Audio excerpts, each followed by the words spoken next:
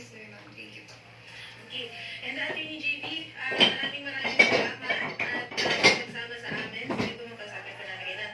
At bukas po muli, mga kapatid, maraming salamat po sa mga umantabay po ng Wanted sa Radyo mula alas 2 hanggang alas 4 ng hapon.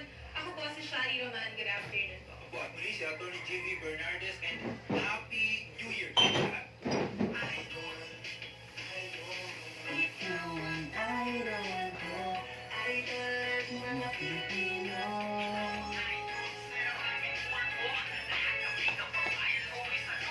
Totoo sa paghahatid ng balita, impormasyon, serbisyo. Totoo sa'yo. 92.3 Radyo 5 True FM. Dito tayo sa totoo. Ipagsigaw mo na ang nararamdaman. Huwag nang makiya. Why shy?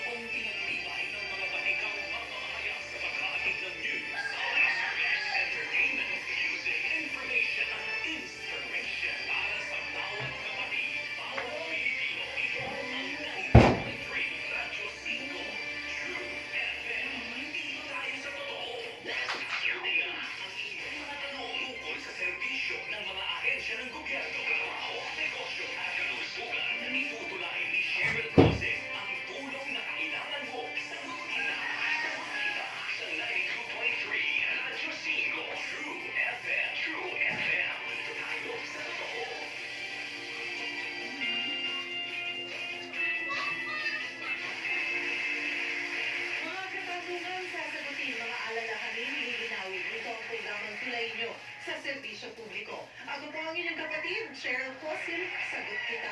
Napapakinggan niyo po kami sa 92.3 Radio 5 True FM.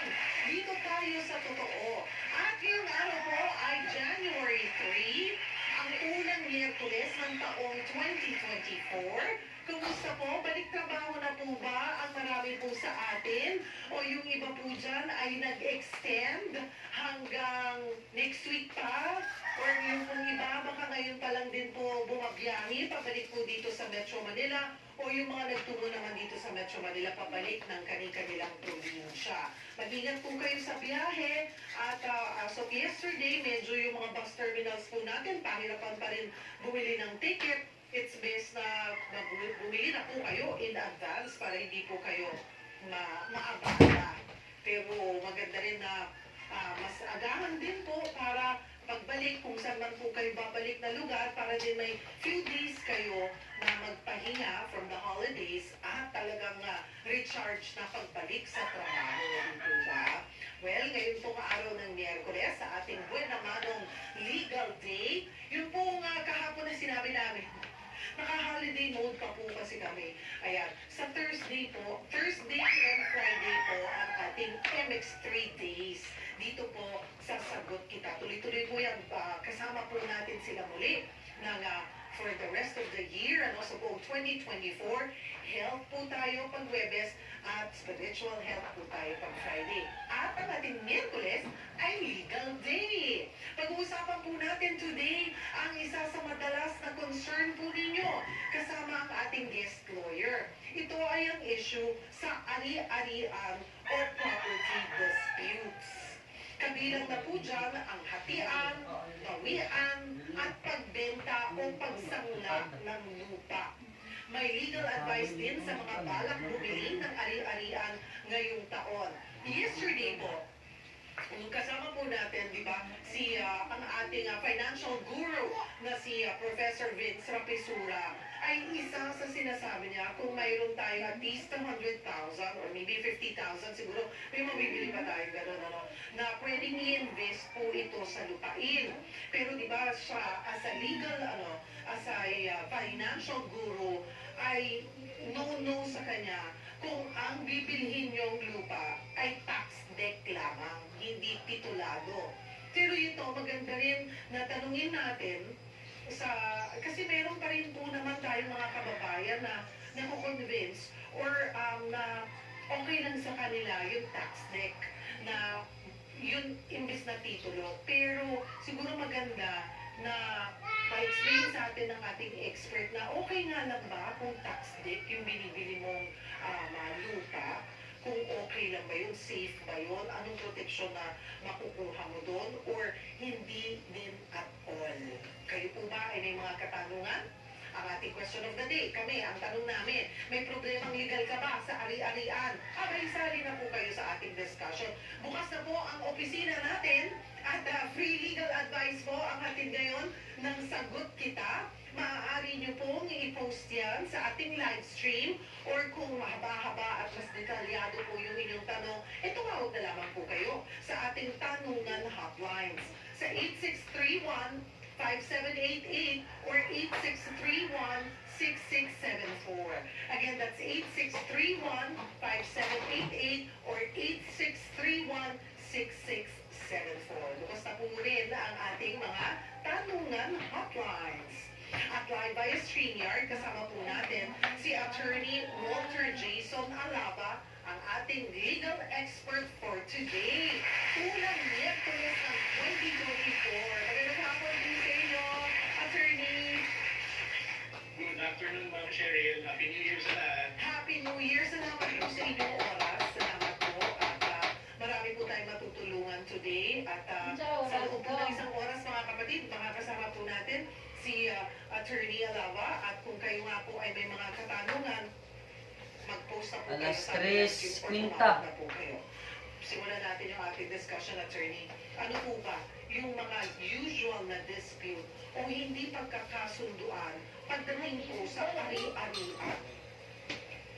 Well, Ma'am Cheryl, ang pinakauna talaga dyan is yung mga tinatawag natin na dispute on succession. Sabihin natin pag may namatay yung parent,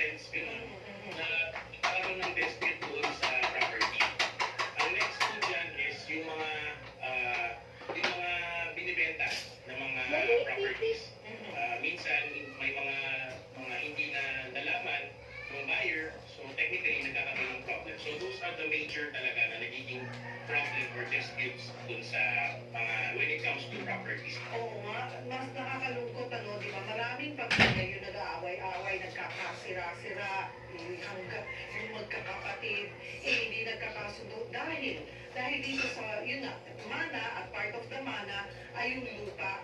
Kasi hindi sila magkasundo, paano bang hatian natin dito? Kung iisa yung property, tapos 4, 5, or 6 kayo maghahati-hati, tapos hati pa kayo sa desisyon. Sa inyong magkakapatid, may ilan gustong ibenta, may ilan gustong paghati-hatian, may minsan, pag mas panganay ka, dapat mas may say ka. Di ba may mga gano'n, attorney? Opo, usually po talaga, doon nagagaling like, yung mga may interest, especially pag yung mga magsisiblings, meron na rin mga sarili-sarili nilang pamilya. So technically, doon po talaga nagkakaroon na nagiging dispute or nagiging problem nila. So main cause po sa mga property disputes natin is doon sa succession po talaga.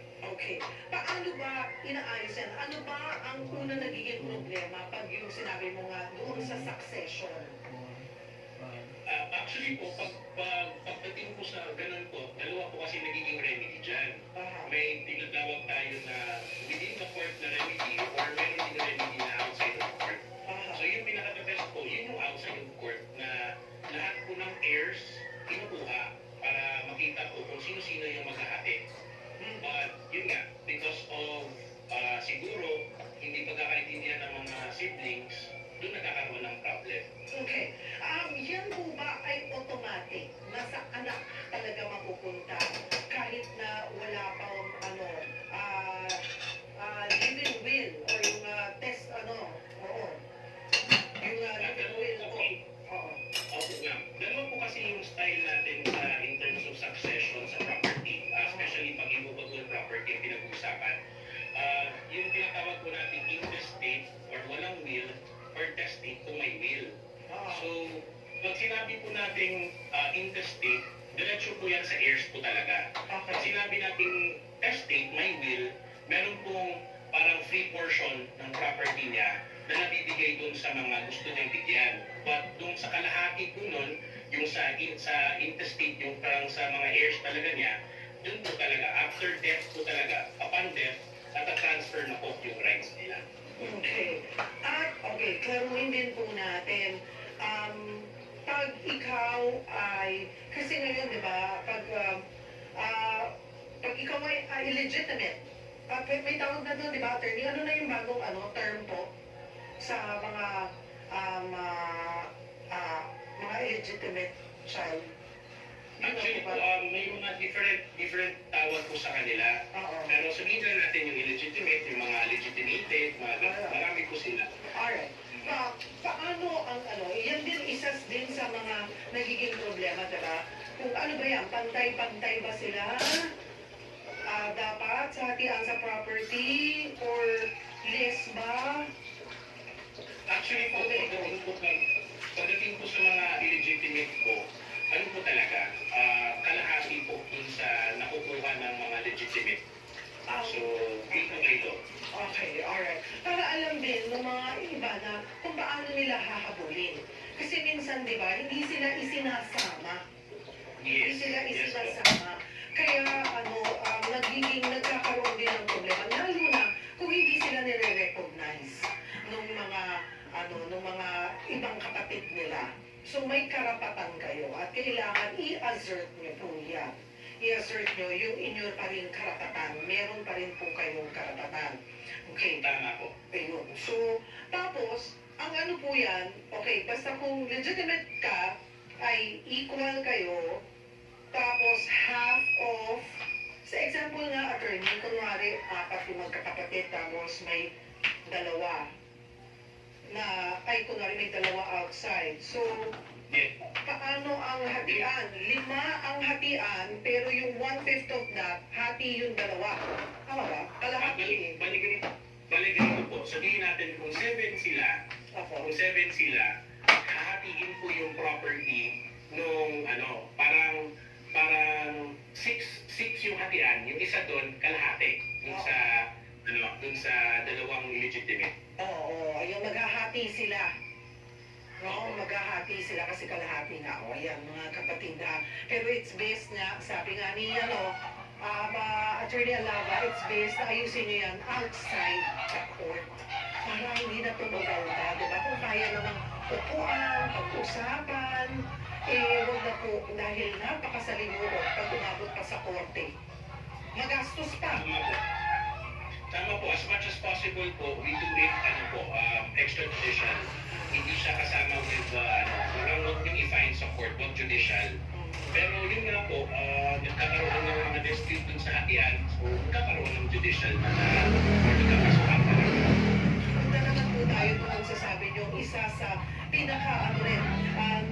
problema pagdating sa lupain ay yung pagbili. Diba? Pag-i-invest. Paano ba malalaman talaga kung sino talaga yung may-ari ng isang lupain? Marami tayong mga kababayan na nagugulaga na lang sila. Hindi nila alam, 2 pala sila, 3 pala sila, 4 pala sila na may-ari ng property na yun. Yes po, ang pinaka-the best way to know talaga is number 1, to get the to get muna the transfer certificate title or yung title itself. And then dun sa title, may number po kasi yun. So pwede nilang puntahan yung civil registrar para tingnan yung kung sino talaga yung owner. At the same time, punta din sa assessor's office, is either the city assessors or the municipal assessors, para po makita talaga kung sino yung may-ari or kung may dispute pa ba. Kasi usually na-annotate naman dun sa title kung may dispute yung property. Ganun lang po, kadali. Just do your, yung due diligence. Oo. Kasi para it's for your own protection. Kahit na gano'n pa kayo ka-close nung nagbebenta sa inyo, or kahit napaka-anak nyo po yan, or gano'n kayo ka-BFFs, kasi minsan, sila ay nag-ano lang, ano ba yung tawag doon, nagbo-broker, hindi rin nila alam, hindi pala malinis po yung titulo na inyo pong binibili. Ganun lang pala kadali yun. Pupunta ka lang sa civil registrars or assessor's office, malalaman mo na yung estado noong lupang iyong binibili. Mabilisan lang po ba yun? I mean, hindi naman po ba yung aabutin ng linggo o ng buwan, attorney? Usually po, magre-request. Hindi ko pa masabi kung gano'ng kabilis po. Pero hopefully po, mabilis naman. Kasi may ease of doing business naman po tayo with the government. So technically, may period po na mag-reply po talaga si government. Pero hindi naman po gano'ng katagal. At ano rin po ang inyong advice doon sa mga bibili? Pagpalagay natin na kapag nakita na, okay pa rin titulo nito. Kasi, attorney, may mga iba rin, nagbibigay ng advance payment or reservations. Yes. Ano yung mga tip natin or paalala na dapat, of course, dapat mayroong proof, no? Na nakapagbigay ka ng this certain amount na panghahawakan mo. Kasi baka mamaya, Papo, go ahead. Opo. Ang tinatawag po natin yung sinasabi niyo po is, tawag po dyan option money. Option money to buy. Okay. Pero ang pinaka-advice po talaga para ma-safe keep yung rights ninyo as buyer, kailangan po you have to be naka-contact kayo with the registered na realtor or punta kayo sa lawyers po talaga. Kasi yun po yung parang pinaka-safeguard mo eh. Kasi pagdating po sa realtor and lawyers, alam po nila kung ano yung identity ng property.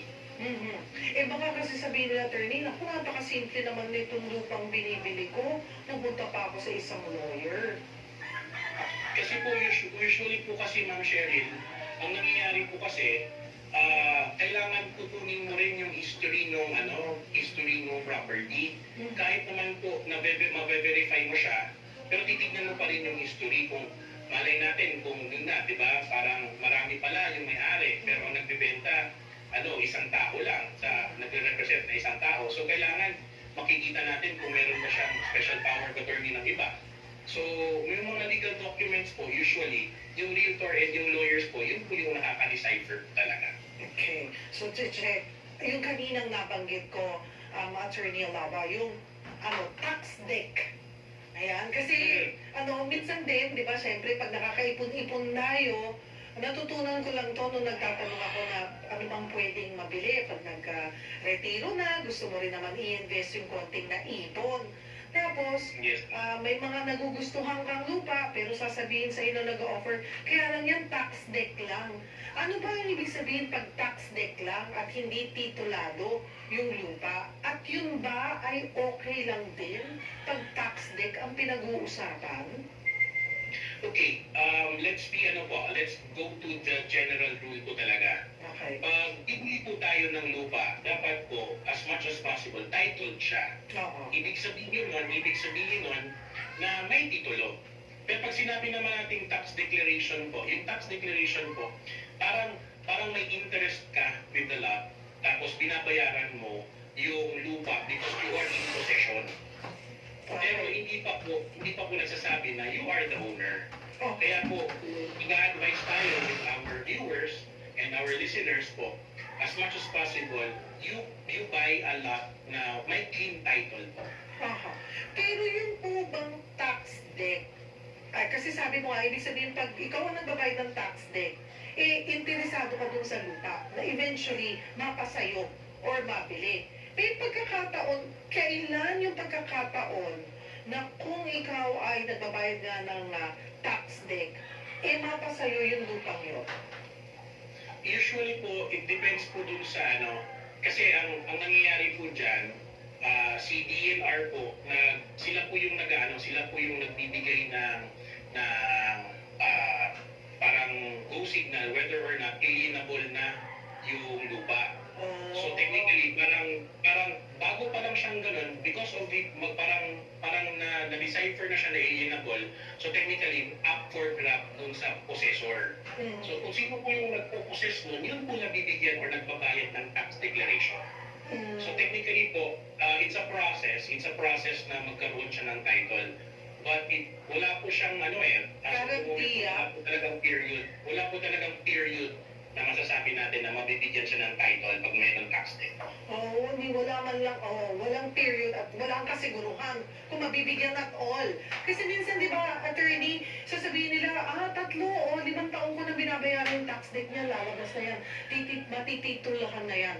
So, hindi pala yung totoo unless you want to directly check with DNR about yung status nung binibili mong yung interesado kang lupa na tax deck pala ang hawak. Yes po. Kasi kailangan mo parang ganito po, pag sinabi natin tax deck, parang ikaw yung possessor. Okay. Pag sinabi nating title, ikaw na yung owner. Oo. Owner and at the same time, possessor. So, magkaiba po yun. Na yung tax deck, kahit na ilang taon mo nang binabayaran, sakali man natahimik ka, kasi iba, di ba, 10 taon na, or may karapatan pa rin ba, may pagkakataon, or posible pa rin yun mabawi? Yes, depende po kasi yan sa process po. Meron po kasi talagang process and then si court po mag-decide kung mag-grant ka ng title. Oo nga. So long as hindi pa po natapos yung buong process na yon, wala pa po talagang ownership. Wala pang ownership. Possession pa lang po. Okay. Pero yung that possession, pwede pa rin mabawi sa'yo? Yes po, kung pag sinabi natin na nag-iba yung ihip ng hangin and then it turned out na hindi na siya alienable, so technically, mawawala yung possession. Okay. So, ayan, para at least alam niyo po mga kapatid na walang kasiguruhan pag po tax deck, hindi mo rin masasabi na ikaw ang owner nun. Kasi, ikaw lang yung tagapamahala or binigyan ng pagkakataon na manirahan dun muna, temporarily, pero hindi permanent po yun. Dahil hindi nyo nga po pag-aari po yan. So, kahit na sabihin natin, attorney, na kasi yung iba, di ba, nilalaban, 20 taon na po kami dito. 30 taon na po kami dito. Kahit na tax debt lang yung hawak namin, amin na po eh. Parang yung gano'n na yung pakiramdam nila dahil nga sa tagal ng pag-stay nila doon. So, at the end of the day, go ahead, attorney. Kasi nga po, may possession. Yung possession po kasi, it doesn't mean that you are the owner. So magkaiba, pag meron na po kayong title, yun na po talaga yung So long as wala pa kayong wala pa yung transfer certificate of title, original title, hindi pa to talaga. Yung property na yun is not yet na sa inyo. Sali po kayo sa ating discussion mga kapatid. Baka may mga gusto po kayong idulog kay Attorney Alava. Maaari po kayong mag-post sa ating live stream or tumawag po sa ating tanungan hotlines. Sa ating pong pagbabalik, pag-usapan din natin, Attorney Alava, ano ba yung mga, meron naman, yung may mga property sila, pero dahil napabayaan or hindi na nababantayan, pagtingin nila, nabulaga na lang sila, na meron ng mga nakatira doon, ayaw umalis. Dun sa lupang yon, ano ba ang pwede? Ano ba yung proteksyon na makukuha ng owner? Or pagdating din dun sa mga naninira ng property, ano yung pwedeng parusa? So, ilan lamang po yan sa mga ating katanungan. Kung kayo po may concerns, again, call us sa ating tanungan hotlines or post sa ating live stream. Ito po ang programang Sagot Kita. Kung po kayo may bitaw, magbabalik po kami.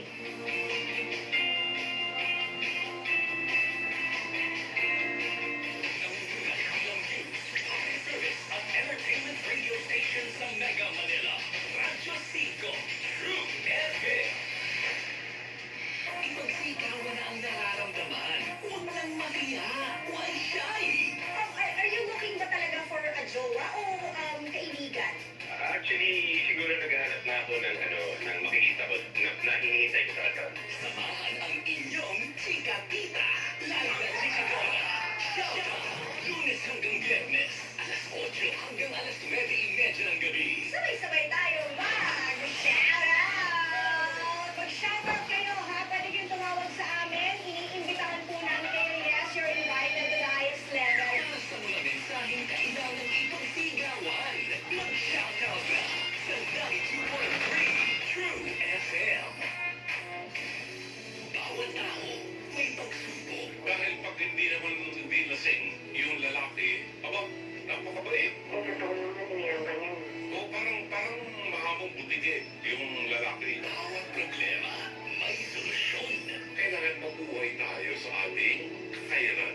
Hindi natin po pwedeng yakapin ang isang malaking puno nang hindi natin mapag-aabot ang ating dalawang kamay. Bawat mali may leksyon. Ang nagmamahal sa kanyang kapatid na higit sa akin ay hindi karapat-dapat sa akin. Dr. Love. Dr. Love. Sa hirap ng buhay natin, mga kapatid, naunawaan natin na may mga tao talagang nasisira sa pinang ng salapi.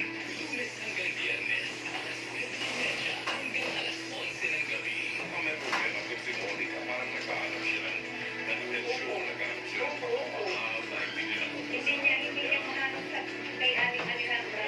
Sa iba niya po inanaw. Pakinggan ang nag-iisang mananaw ni Brother June Banag. wala kang galang sa magulang mo kahit sa sama ng magulang mo. Siyang na buwan kanyang inalagaan sa tiyan niya, hindi niya na pinatay para pinata. For your nightly prescription of wisdom, faith, hope. Ang role ng babae sa buhay natin is to inspire us. Dr. Love. Dr. Love. Sa Radyo 5, True FM. Tanong mo, sasagutin ni Sherry Lawson. Sagot kita sa 92.3 Radyo 5, True FM. Dito tayo sa totoo.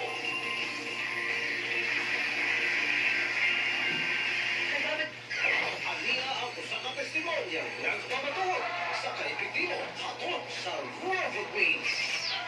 Ako si Mark Gilman, nagtatamang galing ng taman. Noon, alagyan kong pagulang sa akin na naramdaman ng regulatan makinig sa pagtibok ng puso. Minsan nahirapan, pwede akong humigang. Mabuti na lang nakilala ko ang Robitin Capsule. Sinubukan ko inulit Robitin Capsule sa loob ng 8 buwan. Kasama ang tamang pagkain at pag-ehersisyo. Ngayon, maganda ng aking pakiramdam. Naging malusog ng aking pangatawan. Naging lamang na ang aking gusto. Hindi na rin ako nahirapan humigang. Maraming salamat sa Robit. Ito na ang ating punsok na araw-araw. Lawyers. But yung legal advice kasi parang napakahirap abutin para sa isang kapos sa buhay. No, attorney? Yes po, actually, tama po yun. Pero, we don't have a choice po eh. Kailangan po natin yung legalities. Yes, oo. And you want it the right way. Kaya po, bilang tulong po namin dito sa Sagot Kita at assistance, ay kumukuha po kami katulad ng sila Attorney Alava na willing naman po mag-spare ng isang oras ng kanilang schedule para po mabigyan kayo ng at least man lang pauna na kaalaman, di ba? Attorney, parang alam naman lang nila yung first step na gagawin nila sa mga ganitong usapin. At ito nga po ang tinututukan natin ay usaping ari-arian. O punta naman tayo, attorney, dito dun sa mga may property ka. Dahil kunwari, nananatili ka dito sa Maynila, pagdating mo, pag binalikan mo sa probinsya, may natirahan na. Ano ba yung pwedeng solusyon? Ano? Yung legal na paraan na, kung pinakiusapan mo na, ayaw pa rin talaga. Siyempre, sa una, kahit ikaw yung owner, ikaw pa yung makikiusap. Pero kung talagang ayaw umalis, at pakiramdam nila, kanila na yun, ano po ba ang paraan? So meron po tayong mga tinatawag na eviction cases po. Eviction cases. Eviction cases. Based on our rules of court, nasa Rule 70, dalawa pong klase. Meron po tayong forcible entry or unlawful detainer. Yung sa dalawang po yan, yung unlawful detainer po, parang tenant po siya or rent siya. And then at the same time, naging hindi na siya nagbabayad ng rent. So parang naging unlawful na siya. Na nagkawak ng property. Yung kabila naman, yung forcible entry po, yun naman po is parang wala nga, naging idle yung property mo, tinira niya. By force, by threat, by force, by threat, or so on and so forth. Pero yung remedy po natin, yung sa Rule 70 po ng Rules of Court, ipa-file mo po yan, it's either yun nga, forcible entry or unlawful detainer, magpa-file ka sa sa MTC. So, ang ipa-file mo po doon, mag-file ka ng, sabihin natin, unlawful detainer. Sinasabi natin na, okay, si letter A, naging tenant ko po siya, nag-rent siya, hindi na po siya nagbabayad, so gusto ko na po siyang paalisin. So, si court po, mag-decipher dun sa case na yon. And then, pag na-decision na ni court na, unlawful detainer siya, bigyan siya ng order ng court na papaalisin siya. Pero sa lahat po ba ng pagkakataon talagang kailangan pa dumaan sa court? Pwede Yes ba yung po, kasi- barangay muna? Para hindi na lang... Oo. Pwede naman po ipabarangay, pero usually po talaga, matigas po talaga, di ba? Pag sabihin natin, naging unlawful detainer nga or forcible entry. So, nangyayari po talaga, nagpa-file po sa MTC. Hindi naman po siya parang full-blown talaga na case. I-decipher lang ni court kung whether or not naging forcible entry siya or unlawful detainer yung nag-possess ng lot. And then mag-i-issue si court ngayon na okay, so hindi ikaw yung owner, and then it was proven by title na hindi ka talaga owner and wala kang in possession. So mag-order si court na alis ka. Pag hindi ka naman nag-hit dun sa sinabi ng court, mako-contempt ka. So pag na-contempt ka, yun po yung may mga na pwede kang arrestuhin kasi hindi ka nakikinig dun sa hit ng court na or order ng court na umalis ka dun sa property. Minsan, ito naman, punta tayo kay Papi, napaalis ka na, naninira ka pa ng property. Ayan. Ano ang pwede ring parusa or ikaso kung yung, kunwari, nagre-rent ka, abay, pagdating mo na lamang, wala na sila, sinira pa yung gamit mo or yung property mo. Ano ang pwede rin pong habol noong owner? Yan, pagdating na po dyan, meron na po tayong, depende po kasi sabihin natin, personal property ang sinira, movable. Pwede siyang magkatuan ng malicious mischief, which is under the request penal code na, so magiging criminal case na siya. Pag sinabi naman natin, nanira siya ng immovable, like for example, yung mga fence, mga ganun. So parang injury to property. So may mga kasong criminal na po yung pwedeng ikaso na doon sa naka-unlawful detainer or naka-forcible entry doon sa property. Pero pagdating naman po doon sa yung lupa, kung lupa ang pinag-uusapan natin, siguro bigyan nyo na rin ng advice, attorney. Nakikita ko ngayon, may mga properties talagang binabakuran na lang nila. Diba? Nilagyan nila ng fence at nilalagyan ng private property para makasigurado lang ang protection. Yun ba ay sapat na kung may mga property ka sa probinsya, diba? Na hindi mo naman nababantayan, at least man lang yun ay is it advisable na gawin po ng property owner? Ang pinaka-the best po talaga is, number one, bumuha po talaga tayo ng kakilala na magkano talaga. Katiwala. Kung wala tayo doon.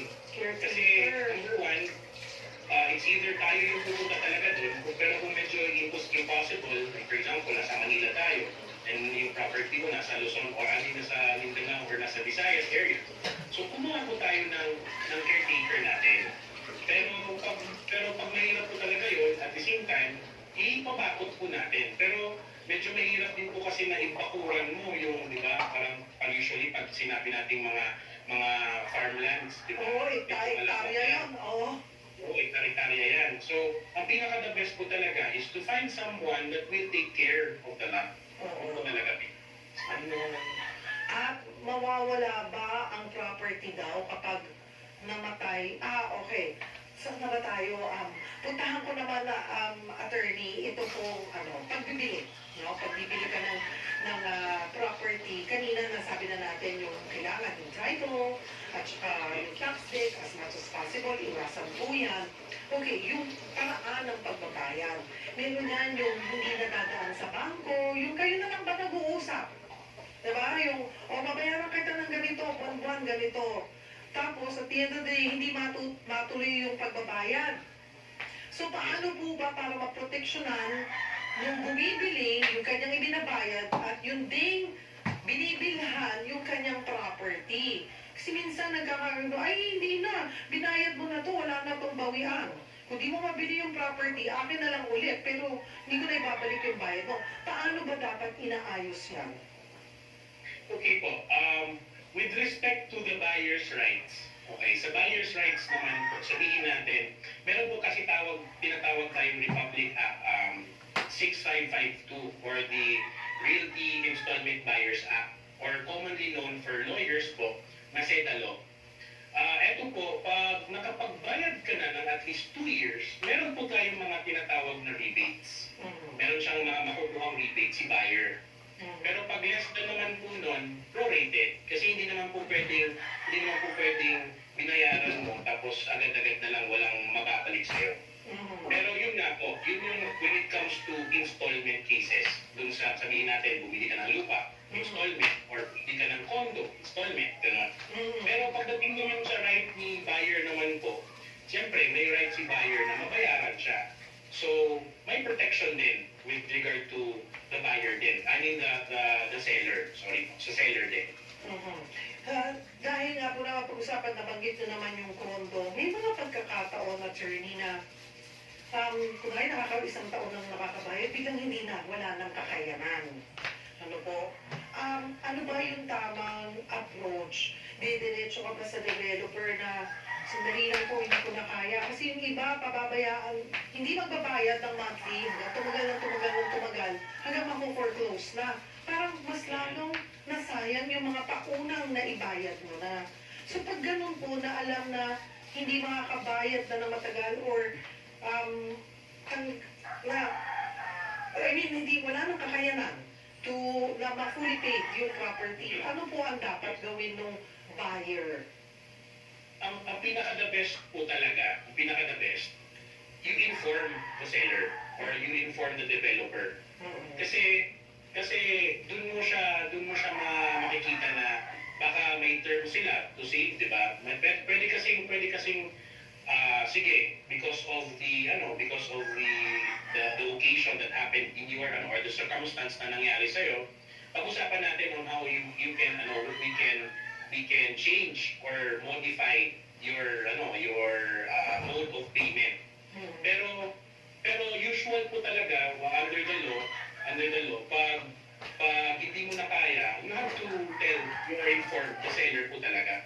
Kasi it's best po na yung rights mo, maprotektahan mo rin ahead of time. So, as much as possible, when you think na hindi mo na siya mababayaran, sabihan mo si developer or si seller. Puntahan naman natin ang attorney sanglaan. Diba? Pag sinasangla mo, minsan sinasangla mo yung titulo ng property mo. Tapos hindi na ibinabalik, ayaw na. Or hindi na or ang tagal na bago kinuha sa'yo, na biglang na lang naglaho, after 10 years, kinukuha naman sa'yo pabalik. Paano po ba ang system dapat para maproteksyonan yung nagsasangla at pinagsasanglaan? Ano yung mga dapat tandaan? Number one po, bago tayo magsangla po ng property, make sure there is a contract. Kasi pag merong contract, both rights and obligations protected. Pero pag wala naman, very beneficial yun sa owner. Kasi syempre, pag walang anything, siya pa rin yung owner. Oo, kasi parang hawak mo lang naman yung titulo. Eh, nakapangalan pa rin sa atin, ako pa rin yung owner. Ganun po. Yes. Oo. Exactly. That's why it's really needed po talaga na when it comes to anything about property, kailangan po put it into writing, put it into contract para po ma-safe natin yung mga rights natin at the same time, both parties, di ba, has their own obligations. At kinikilala po ba, in case lang na magka-problema, na pwedeng sulat kamay lang between the two parties? Or kailangan pa rin po yan, it's best na ipanotaryo, yung talagang legal contract ang gawin?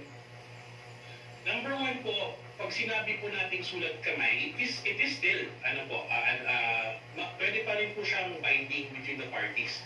Kasi ang pinaka-importante naman po talaga, there is meeting of the minds, and then nasilyuhan yung meeting of the minds through the contract, which is the handwriting. Pero, as much as possible, pag na-put into writing nyo, i-public document nyo siya through the notarization. So, mas best po na na-notarize yung meeting of the minds ng both parties. Whether or not it's handwritten or typewritten na naka-notarize, yung pinaka-the best po talaga. Okay. Alright. Break po tayo ng kaunti. Mga kapatid, sali po kayo sa ating discussion. Kung kayo po may mga katanungan, maaari po kayong mag-post sa ating live stream or tumawag po sa ating tanungan hotlines. Sa numero, sabi yung ating numbers, sa 8631 5788 and 8631-6674. Huwag po kayong bibitaw. Magbabalik po ang programa. Sagot kita.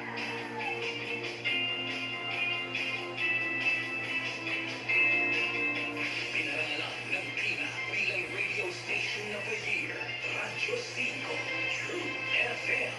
Tayo sa totoo. Good morning mga kapatid! Mapapanood na ang Bagong Bayan Weekend sa 1PH. Kung mainit ang kape, mas mainit ang balita. Narito na ang mga pampasising na balita. Mas mainit ang talakayan. Bagong Bayan Doon kasama si Juan Gualvez. Kaya ang ating pampaisip para sa araw na ito, agad-agad na, no mga kapatid? Ano ang masasabi nyo dyan sa taas presyo sa petrolyo? Bawat bagong pagkakataon. Bagong Bayan Weekend, Lunes hanggang Biyernes, alas 4 hanggang alas 6 ng umaga. Kitang-kita na sa 1PH. Rinig na rinig pa sa Radyo 5, True FM. Ang tambalang totoong matunog sa FM. Pinagsama ang dalawang generasyon ng broadcast excellence sa radyo. Head DJ Chacha sa Radyo 5. The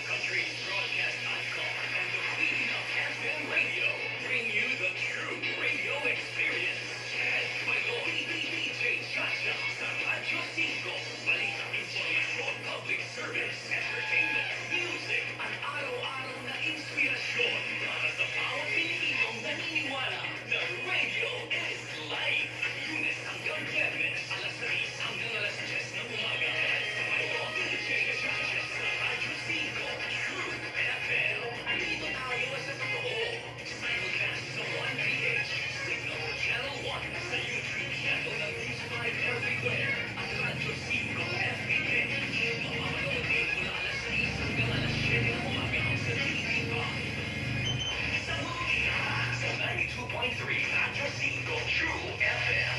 Dito tayo sa totoo.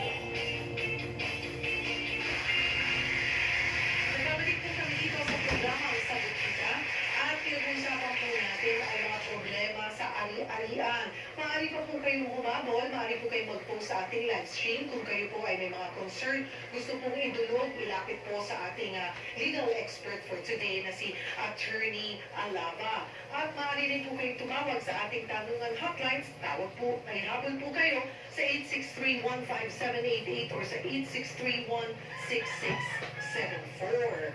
Attorney Alaba, puntahan ko na po. Medyo dinudumog po tayo ng mga katanungan para makaramay-rami po tayo ng masagot. Ano po?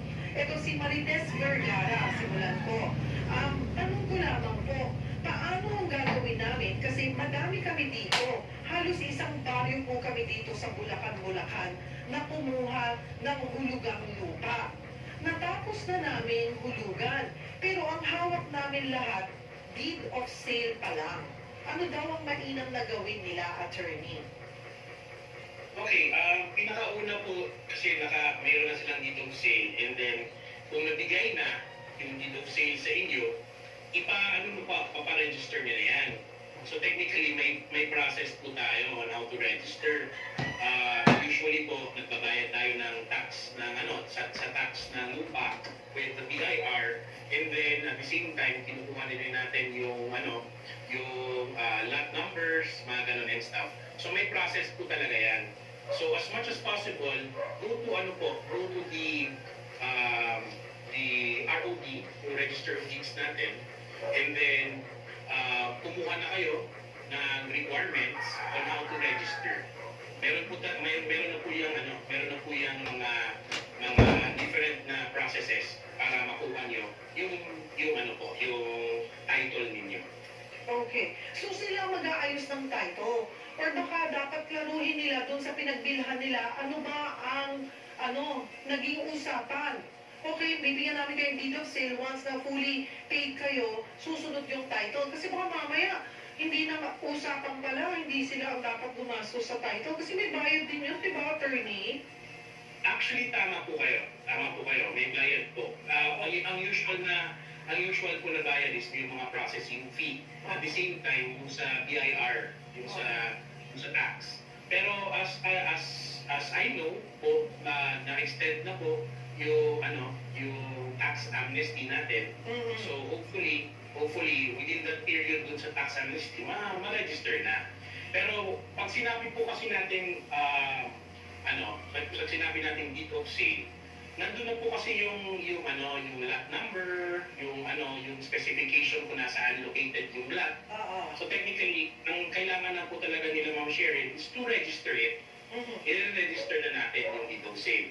Pero at the same time, titignan nila kung nahating na yung property. Kasi kung hindi siya nahating, medyo Problema yun, oo. Kasi kunwari, baka pag may-ari, isa ang owner, di ba? Isa yung title. Nang kunwari, 3 hektarya po yan. Tapos, ibinenta sa pagpalagay natin 100 pamilya. Kunwari na lamang po, At kayo nga, pinulugan nyo isa-isa. Isa yung title. Hindi nyo naman pwedeng punitin yung title at ito kapiraso sa'yo. Hahatiin ulit yan yung mother title. Tama ba? Mother title yung tawag. At gagawa ng another title para kung ilan. Pero, attorney, yung kila Marites, since bayad na sila, meron silang deed of sale, yun dapat hindi sila mangamba. Ano naman yun? Binding, proof talaga yun na amin na to. Yes po. Actually, yun nga po dapat pinakauna. Before you enter into that deed of sale, dapat po dun sa deed of sale, meron na pong specification or location ng property or na meron ng title yung property. Pag hindi po siya na-locate doon sa deed of sale, medyo mangamba po tayo. Kasi sabihin nun, yung property na gusto natin, wala doon, di ba? So, kailangan po specific and specific yung description doon sa deed of sale nila. Oo. nakalagay po doon sa deed of sale na kunwari 50 square meters ganitong location. Yung ganun, yung mga ganun yun eh. Ngayon, pag sinabi, ano po ang advice nyo? Pag maraming ganyan eh, di ba? May mother title, tapos may benta kung kani-kanino, hindi pa nahahati or walang separate titles. Ano po ang advice nyo sa pag gano'n ng binibiling property? Ang pinakauna po, kung ako yung tatanungin po talaga ninyo is, do not enter into that, kung hindi pa hati. Kasi mahirap po talaga. Pero kung nakapasok na tayo, and then at the same time, meron namang kasulatan kung sino-sino yung mga partition dun sa lot, maghahati po talaga kayo. But it needs another process sa paghahati. So it actually longer pa nga eh. Kasi, syempre, pag naghahati-hati kayo, yung iba, sabihin na lang nila, kasi wala palang particular na location, so maghahati tayo by law. So, pag sinabi ko na, you are letting the court decide which portion is for you. Alright. Si Joshua Damis, tinatanong niya, ano daw yung legal tool na kailangan para ma-legalize yung hatian ng mana outside the court? Actually, kailangan lang po yung extrajudicial partition. Yung extrajudicial partition, it's a document na it's in conformity with our successional and property laws na yung hatian is ang hatian is within the covenant of the laws. So, mga partition lahat, sabihin natin yung mga heirs or sino-sino yung mga may-ari, dapat in conformity with the law. Pag yun po nakasaad na doon sa extrajudicial partition, kaya na po i-register yun. Okay, alright. Kailangan niyo po kumuha ng lawyer, legal advice. Minimal lang naman yung attorney, di ba? Hindi naman po ganun kalaki po eh. Parang ang going rate po ata with the tariff, may mga tariff naman po tayo sa different areas. So hopefully po hindi naman ganun kalaki naman. Si Ping Ace Piña, sabi niya, marami kaming magkakapatid. Meron kaming sakahan. Pero nakasanla po sa isang tao. Ngayon, yung isa kong kapatid, tinubos niya. Ngayon, tanong ko lang po kung ano ang karapatan ko bilang isa sa mga kapatid. Okay, ang number one na karapatan mo talaga is you have the right. Sabihin natin ma'am, walang illegitimate. Sabihin natin legitimate sila lahat. So, coming from a marriage, and then yung property, sabihin natin, 4 sila or 2 lang sila, hati po talaga ang property. Pero kasi na, tinubos Isang kapatid. May entitled din yung kapatid dun sa share ng isang kapatid na ma-reimburse siya. Pero when it comes to the property, hati po sila dun sa property. May karapatan pa rin kayo. Ikaw, kasama ka pa rin sa nagmamayari. Hindi porket tinubos ito ng isang kapatid, i-claim niya na siya lang ang may karapatan doon sa tinubos. Mag-usap po kayo at kailangan siguro magsuklian na parang sige, kababayaran kita dahil tinubos mo para wala nang wala. Kasi minsan gano'n, di ba? Hanggat hindi niyo ako nababayaran dahil akong tumubos, ako lang ang mamamahala muna nito or akin muna ito. Diba ganon? Attorney minsan sa... Usually po ganun nangyayari. Pero as far as our laws is concerned, happy po talaga kayo dun sa property. Although may obligation lang kasi kayo kasi nasangla siya, may obligation kayo dun sa kapatid na nagtubos, which is prorated. So sabihin natin, ang value ng dalawa sila, ang value ng pagtubos is 100,000. So dapat kayo na may 50,000 ka na counterpart. But as far as the property is concerned, kayo po dalawa nagmamayari ng property. Si Janet Papa Arceo, kung may nagbebenta po ng lupa, dapat, di ba, sa Register of Deeds mag-ask kung legit. Ang tanong po, magbibigay po kaya ng information daw yung Register of Deeds? Actually po, sabihin natin, anong klaseng information? Kasi bibili ka, di ba? Yung information na hinihingi mo is dapat meron kang proper, parang right na binigay ni sa'yo na maggawa ng due diligence. So manghihingi ka dun sa seller na, seller, can I have, kasi hindi mo naman pwedeng hindi mo pwedeng pumunta ka na lang dun tapos kunin mo na lang agad yung property. Data Privacy Act, oo. Oo, kasi hindi po pwedeng parang kukunin mo na lang siya without the authority ng may-ari. So kailangan pa rin meron kang authority na to conduct that. Ayan. So, kumuha ka ng special power of attorney, yes po, para for your due diligence. Ayun. Si Bernadette Padilla, namatay na po kasi ang lola ko nang hindi man lang naipasa sa pangalan ng mother ko. Ngayon, sabi ng mother ko, okay lang daw po yun, basta nasa kanya ang titulo. Ano po ba dapat gawin para walang maging problema?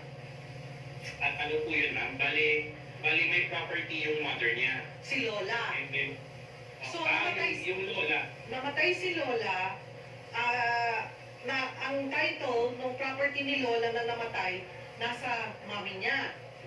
Ngayon, hindi pa naililipat sa pangalan ng mami niya. So, ayaw niya magka-problema. Ano bang dapat gawin? Kasi parang kampante yung mami niya na, hawak ko naman yung title so walang problema. okay, ang first thing po is sabihin natin kung deceased na yung lola, dapat po talaga i-transfer yung property dun sa surviving heirs. Oo. Yun po yung pinaka-the best na kasi ibig sabihin nun, napasa na or yung successional rights napasa na doon sa heir. So, ang pinaka-the best po, tignan po nila kung may kapatid po yung nanay. Kasi hindi mo naman ma-change yun na si nanay lang, hindi i-accumulate niya yung property sa kanya unless binili ni nanay sa lola. Pero kung may mga kapatid po yun, kailangan po ilagay lahat para may representation lahat para po mapapangalan sa kanila ang lahat yung property. Kahit na sa kanya ibinigay yung title, pero walang klarong pagsasabi or will na sa iyo ko lang iniiwan ang property nito, may habol yung ibang mga kapatid. Yes po, kasi as far as we are concerned po, so long as it is hereditary or successional rights ang pag-uusapan, may share po talaga lahat. Okay. Si Sinai Villar, sa lolo ko yung title since 1961 daw. But inako ng isang company, nasa kanila po daw ang property. Ano daw ang pwede nilang gawin? Pinaka-the best po, pinaka-una is, number one, you get a lawyer Oo. para makita po yung history. Kasi matagal na po na 1961. Oo. So, tingnan niyo yung history dun sa pag-transfer ng title. Kasi, kung nakita ninyo doon na hindi naman pala valid yung transfer ng title, pwede nyo kunin. Pero once it was sold, pero dapat tingnan nyo kasi si corporation hindi naman siya pwedeng mag-own ano lang yan, parang may 50 years lang or 25 years lang yung bibigay sa kanya. So titignan nyo kung paano na-transfer yung property. But as far as your concern is yung sa question kung mababawi ba o hindi, kailangan nyo pong mag-consult ng isang lawyer or someone na kakilala nyo na marunong sa titles para tignan po yung history. Si Albert de Los Santos, sabi niya, yung lupa ng nanay ko na naiwan niya sa Iloilo, tinayuan ng bahay at inangkin ng malayong kaanak niya sa mother's side. Ano daw ang pwedeng gawin para mapaalis yung nang-aangkin na malayong kamag-anak? Number one, sure po ba kayo na yung title nasa inyo na? Kung meron sa inyo ang title and then it really parang it corresponds na lola nyo directly yung may-ari and then yung nakatira doon is malayo, di ba? Kasi malalaman naman natin dun sa title kung binili ba siya, na-transfer na ba siya, may annotation ba, may gusto bang umangkin dun sa lot. So, makikita natin yung remedy kung ano yung status ng title. But if you are talking about paano mapaalis, yung sinabi ko po kanina na modes po, kung pinayaan detainer, that's unlawful detainer. Pero pag hindi niyo pinayagan, or wala talaga, by stealth or by threat, mga ganun yung moves niya, dun yun po yung forcible entry. And you have to file that. You have to file that within a year sa MTC upon learning of that possession. Okay, panghuli na lamang po pa. Alas 5 na pala. Si Desmar de Ocampo nanonood sa atin. Nasa Amerika pa. Ito po, tinatanong niya, valid ba daw yung deed of sale kung matagal lang patay yung nagbenta ng lupa? So long as it was not registered, it was not sold to another person, another third party na in good faith, yes po, valid pa po yung deed of sale. Huli na, si Zenny de Guzman, sino daw ang magbabayad ng paglipat ng titulo? Sa bumili o yung nagbenta? Actually po, depende po sa usapan. Oo. But most of the time po, si seller po usually, siya na po yung nagbabayad kasi inalagay na niya on top of the price. But depende po talaga sa usapan. Sorry, last, very fast. Si Abdul Samad sa Idali. Maaari po bang kasuhan ang taong sinanla ang titulo ng lupa pero hindi naman sa kanya ang titulo na yon? Oo, dapat mong kasuhan. Pero anong kaso daw po at paano? Falsification po. Falsification. Ayan. Ako, napakarami pang tanong pero marami tayong nasagot. Very productive tayo sa unang Miyerkules ng taong ito, Attorney Alava. And salamat po sa inyong oras. Thank you po. Thank you po talaga for having me. Ayan. Pwede po mag-shout out. Ay, syempre. Sige, go! Sige! Shout out po sa Embassy Group. Ayan, Embassy Group. Hello sa inyo. Shout out sa inyo. Ayan, salamat, Attorney Alava, sa ulitin ha. Opo po. Thank you po. Thank you for having me. Happy New Year. Happy New Year po sa inyo, Attorney. Yan po si Attorney Walter Jason Alava, ang ating legal expert for today. Salamat po mga kapatid. Unti kami ng kaunti. Happy birthday, sorry. Ayan, si Marian. At dyan po nagtatapos ang isang oras na tanungan at sagutan. Bukas, ito, totoo na, usapang kalusugan po tayo. Katuwang ang MX3. Ang ating topic po ay quality of life at mga paraan kung paano ito may improve. Magsama-sama tayo alas 4 hanggang alas 5 ng hapon dito sa programang Tulay Nyo sa serbisyo publiko. Ako po ang inyong kapatid, Cheryl Cosim. Sagot kita! True na ito! Pagdating sa news, information, public service at entertainment sa iisang station. Dito na pala talaga kayo, Radyo 5 True FM.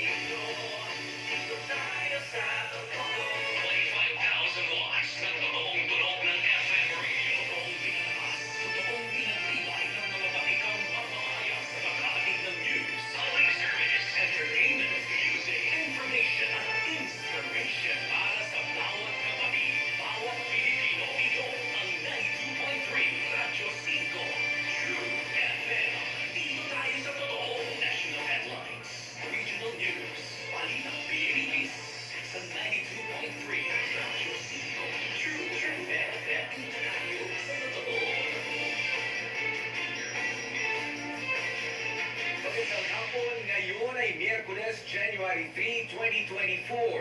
Ito ang Balita Pilipinas sa 92.3 Radyo 5 True FM. Ako si Arnold Ray. National Headline. Patay sa magnitude 7.5 na lindol sa Japan, pumalo na sa mahigit 6 na po. Investigasyon ikinasa na rin sa umunoy professional negligence sa nangyaring pagliyab ng eroplano sa Haneda Airport. Panay Island, mahigit isang araw ng walang kuryente. NGCP at mga power plant nagtuturuan daw kung sino ang may kasalanan. State colleges and universities pinaaalalahanan. Bawal na dapat tumanggap ng estudyante sa senior high school dahil wala na raw budget para dyan. Presidente ng Harvard University nagbitiw matapos mapatunayang nag-commit ng plagiarism. Sa sports, Meralco Bolts at New Taipei Kings maghaharap ulit mamaya. At sa showbiz, mga bagong shows sa Kapatid Network, alamin.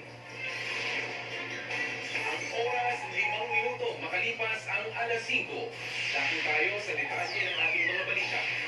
Pumalo na sa 62 ang bilang ng mga namatay sa magnitude 7.5 na lindol na yumanig sa Japan. Sinundan pa yan ng nasawing 5 crew sa plane crash sa Haneda Airport sa Tokyo. Para sa detalye, narito si Mon Gualvez.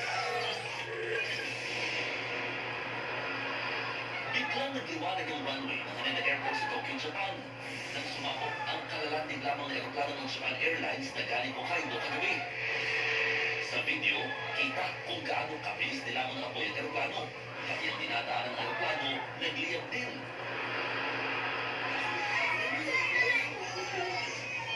Sa cellphone video nito naman sa loob mismo ng eroplano, kita ang usok na pumasok na sa loob ng cabin. Tanong din sa bintana ang suloy sa labas ng eroplano. Kaya ang mga pasahero, lalo ang mga bata, nagpapanik na. Ayon sa mga otoridad, may 3 daang sakay ng eroplano. Pero sa kabutiang palad, nakalipas lahat at walang nasaktan. Sa initial na investigasyon, bumangga pala ang eroplano ng Japan Airlines sa isang Coast Guard aircraft sa runway kaya sumabog. 5 sa 6 na crew nito ang patay. Sugat na naman ang kaligtas na piloto. Dahil sa aksidente, ilang flights ang na-delay na cancel matapos pansamantalang isara ang Haneda Airport. Nataon pa ang aksidente, isang araw matapos yanigin ng magnitude 7.6 na lindol ang sentro ng Japan. Sa uling tala, umakit na sa 57 ang namatay sa lindol. Posible pang tumaas yan sa dami ng mga gumuhong gusali. Marami rin sasakyan ang dadaganan ng mga bahay. Nag-iwan din ng lindol ng malalaking pitak sa kalsada. Pansamantala mo nang nananatili sa mga evacuation center ang mga apektadong residente. Sabi ni Philippine Ambassador to Japan, Maylin Albano, nasa 1,300 na Pinoy na nasa Ishikawa Prefecture ang epicenter ng lindol. Pero ligtas naman silang lahat. Ang Japan naman po, ready po sila kasi meron po sila mga evacuation centers. So yun po ang initial advice kung pwedeng makalipat dun sa possible tsunami affected area, pinalipat po nila. Sa isang social media post, ipinabot naman ni Pangulong Bongbong Marcos ang pakikiramay ng bansa sa nangyaring lindol sa Japan sa mismong New Year's Day. Nagbabalita mula sa frontline, Mon Gualvez, News 5. Sa mga commuter, ramdam niyo na ba ang krisis sa transportasyon? Nagbabala pa ang isang grupo na posibleng dumoble rin ang pamasahe kapag pinilit pa rin ng pamahalaan ng PUV modernization. Narito ang report ni Gerald De La Pena. Mas nahirapan sumakay ngayon ng commuter na si Jason Pularon mula Philcoa hanggang Cubao kung dati agad siya nakakapara ng jeep. Inabot siya ng halos 15 minuto. Halos mahirap, siyempre. Hindi na kagaya ng araw na maluwag. Madaling sumakay. Ang ilang tsugar na hindi sumali sa operatiba, hindi na bumiyahe. Kahit hanggang January 31 pa sila pinayagang mamasada. Pagtungtong kasi ng Pebrero, yung mga nag-consolidate lang na PUV operator at driver ang makakabiyahe ayon sa piston sa humigit kumulang 55,000 jeepney sa Metro Manila.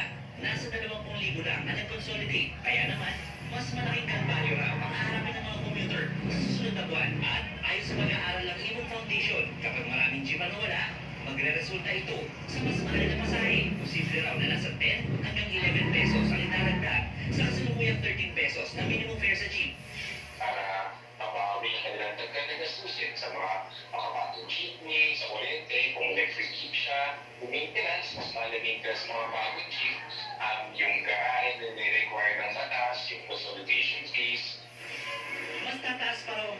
pagkatapos ng 3 hanggang 5 taon. Isa pa kay pinuto ng Ibon Foundation ay ang posibilidad na kumonti ang ruta. Meron daw kasi mga ruta na malaki ang kita at meron naman ruta na matumal. Ang tanong, sinong operator ang gugustuhin mamasada sa rutang maliit ang kita? Ako negosyo yan, hindi na ubis sa kanila yung mga pangkita. Kaya malamang kaysa hindi, yung mga ruta na hindi gaano kalaki ang kita, may pagbabawan na may individual na operator, walang papasok ng mga negosyo dyan. Kabilang sa mga tsuper na posibleng hindi na makabiyahe sa Pebrero, si Ma'am Sunny na pumapasada sa rutang MCU Divisoria. Parang hirap na rin maghanap ng trabaho yung pagkakaedad na eh. Bahala na. Ang pisto naman, humihiling sa pamahalaan na muling i-extend ng deadline ng consolidation hanggang makapagdesisyon ng Korte Suprema sa hiling nilang ibasura ang PUV Modernization Program. Nauna nang sinabi ng Department of Transportation na final na talaga ang January 31 deadline. Nagbabalita mula sa frontline, Gerard de la Peña, News 5. Balitang Business. May paglilinaw naman si Labor Secretary Benny Laguesma sa kanyang naging pahayag na kailangan munang makita ang epekto ng ipinatupad na dagdag sahod noong 2023 bago magpatupad ng panibagong wage hike. Binatikos kasi yan ng kilusang Mayo 1 dahil tila wala raw interes ng gobyerno na mapagaan ang kalagayan ng mga manggagawa. Narito si Labor Secretary Benny Laguesma sa kanyang naging pahayag sa programang One Balita Pilipinas ng 1PH. Unang-una, very unlikely po na manggaling sa akin o sa sino man sa dole na magsasabi na wala nang pagsasaalang-alang sa anumang kalagdagan sa umiiral na minimum wage dahil ginagalang po natin ang proseso at alam po natin ang mandato at autoridad ng pagtatakda ng kalagdagan sa umiiral na minimum wage ay nasa Regional Tripartite Integrated Productivity Boards. At so, hindi po pwedeng pangunahan po ng dole, lalo na po ng sekretary. Matatandaan ding pinuna ng KMU na naglalaro lamang sa 30 hanggang 50 pesos ang aumento sa sahod noong nakaraang taon. Sapat lamang daw ito sa 1 kilong bigas o kaya ay pamasahe. Narito naman ang sagot ni Dole Secretary Benny Laguesma dyan. Ay sinusulong nila ay 750 na minimum wage at 150 na across the board. At kung atin po ibabatay doon sa ating nabanggit na karamihan po, siguro humigit kumulang na mga 95% po ng umiiral na businesses sa atin ay nandun sa kategorya ng micro and small enterprises. Baka po mahirapan gustuhin man ng mga maliliit na negosyante na tumugon. Bigla namang nahinto ng 2 oras ang trading sa Philippine Stock Exchange kanina. 11:56 a.m. nang muling magbukas ang kalakalan, kung saan nag-reflect agad ang 0.4% na ibinagsak ng main stock index. Hindi nagbigay ng dahilan ng PSE kung bakit. Matatandaan noong January 2022, bigla ring na-cancel ang trading sa PSE matapos magka-system glitch. Mahigit 1/3 ng trading participants ang hindi nakakonect sa core trading engine. Balitang Metro. Rider patay matapos pagbabarilin ng riding in tandem sa barangay Salvacion sa Quezon City. Biktima, nakuhanan din ng hinihinalang shabu sa compartment ng kanyang motorsiklo. Para sa detalye, narito si Ian Suyu. Sa kuhang ito ng CCTV sa Barangay Salvacion sa Quezon City kagabi, kita ang pagdaan ng rider nito sa NS Amoranto Street papunta ng Bulusan Street. Hihinto siya sa isang bahagi ng kalsada. Sa isang pang anggulo, kita naman ang pagdating ng motorsiklo nito na may magkaangkas na sakay. Dumaan din sila sa Bulusan Street at sandaling titigil sa harap ng naunang rider. Maya-maya pa, biglang natumpa ang lalaki. Saka naman haharunod ang dalawa paalis. Pinagbabaril na pala ang rider. Dead on the spot ang biktima sa 3 tama ng bala sa ulo. May nakuha ring 2 basyo ng bala sa crime scene. Ayon sa isang security guard malapit sa lugar, inakala niya pang paputok lang ang narinig niya nang mangyari ang krimen. May narinig lang ako sir na pumutok. 2 beses po. Tapos, hindi ko lang din siya pinansin sir kasi mahina lang po yung putok. Akala ko po may distar lang po. Agad namang rumisponde ang mga opisyal ng barangay. Nagro-road po kami ng mga kasama ko, nagro-rubing, bigla na lang po may tumawag po sa aming constituents na may narinig daw po silang 2 putok. Pinusado agad namin yung lugar at narinig namin yung tao is natatumba na po. Nakita po namin namin siya agad, hindi po namin siya mamukhaan na residente po siya ng Barangay Salvacion. Tumanggi muna ang mga pulis na pangalanan ng biktima, pero 21 anyos daw ito at residente ng Pasay City. Nakakuha rin ng mga otoridad ng 2 pakete ng hinihinalang shabu mula sa compartment ng rider. Patuloy namang inaalam ng mga pulis ang pagkakakinagla ng suspect at posibleng motibo sa krimen. Nagbabalita mula sa frontline, Ian Suyo, News 5. Secure na nagpaputok ng baril sa pagsalubong sa bagong taon sa Quezon City, arestado. Napag-alaman pa na wala palang permit ang baril ng suspect. Para sa detalye, nagbabalik si Ian Suyo. Sa kulungan ng pagsak ng security guard na ito matapos mahuling nagpaputok ng baril habang nagdiriwang ng New Year sa Quezon City. Ayon sa mga pulis, nakatanggap sila ng tawag mula sa isang concerned citizen na nakarinig ng putok ng baril sa Barangay Baysa pasado alas 11 ng gabi. Sa labas daw ng barracks ng isang warehouse nagpaputok ang suspect na kinilalang si alias Boy, 44 anyos. Lumalabas na nakainom daw ang suspect na si Q. Pagdating dun sa sinasabing area, nakita namin tong suspect na later on nakilala namin na si Boy na may nakasukbit na baril dito sa kanyang kaliran. Itsura pa lang mukhang nakainom o under influence ng alak. Yung nakipag-cooperate naman hanggang makuha namin yung baril. Nakuha mula sa lalaki ang kalibre 38 revolver na kargado ng 4 na bala. Napag-alaman din walang license to own and carry firearm ang suspect. Then na-find out namin doon na itong ginamit ng suspect na walang LTAP. At the same time, walang license to own. Aminado naman si alias Boy sa ginawang pagpaputok ng baril. Anya, hindi niya raw alam na bawal pala magpaputok ng baril sa Metro Manila. Pinaputok talaga po sa talagang kala ko, kapag sa damo, napunta sa lupa ako ng putok. Ang sabay na pala, bawal pala po. Maswerte namang walang tinamaan ng ligaw na bala malapit sa lugar. Naigwas na ang suspect na makaharap sa reklamong paglabag sa Indiscriminate Discharge of Firearms at Comprehensive Firearms and Ammunition Regulation Act. Next, balita mula sa frontline, Ian Suyo, News 5. Balita sa Lalawigan. Patay naman sa pananaksak ang isa ring security guard sa Silang Cavite. Umawat lamang daw ang biktima sa mga nag-aaway pero yun na pala ang tatapos sa kanyang buhay. Narito ang report ni Dave Abuel. Sa tama ng saksak nagtapos ang buhay ng isang lalaki ilang oras lang matapos salubungin ang bagong taon sa Silang Cavite nitong Lunes. Inilalang lalaki na si Joel Escaros, 36 anyos, isang security guard.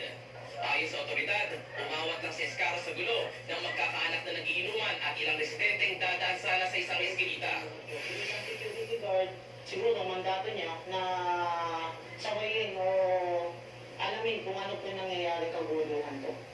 Lumalabas na hinawakan ng biktima sa dalawang braso nang magtiyuhin na sina alias Angelo at alias Patrick. Saka pinagsasaksak ng magkamang sina alias Dondon at alias Christian. Tumulong din daw sa paghawak ang kaibigan nila si alias Flores. Investigasyon ng mga polis dito sa eskinitang ito nangyari ang pananaksak sa biktima.